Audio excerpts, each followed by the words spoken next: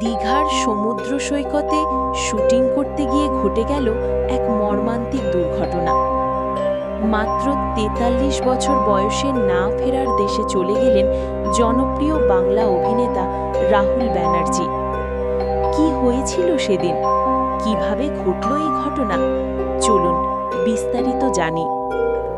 রাহুল ব্যানার্জি ছিলেন বাংলা সিনেমা ও সিরিয়ালের এক অত্যন্ত পরিচিত মুখ।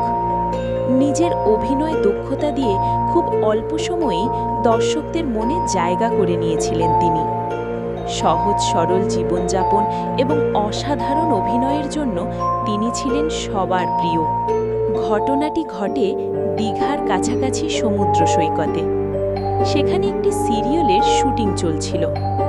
সবকিছু ঠিকঠাকই চলছিল, কিন্তু হঠাৎই পরিস্থিতি বদলে যায়। একটি বড় ঢেউ এসে সবকিছু ওলটপালট করে দেয়। রিপোর্ট অনুযায়ী সেই সময় রাহুল ব্যানার্জি সমুদ্রে তলিয়ে যান। শুটিং ইউনিট এবং স্থানীয় মানুষজন দ্রুত তাকে উদ্ধার করার চেষ্টা করেন। সমুদ্র থেকে তাকে তুলে আনা হলেও তখন তিনি অচেতন অবস্থায় ছিলেন। তৎক্ষণাৎ তাকে হাসপাতালে নিয়ে যাওয়া হয়, কিন্তু চিকিৎসকরা তাকে মৃত ঘোষণা করেন।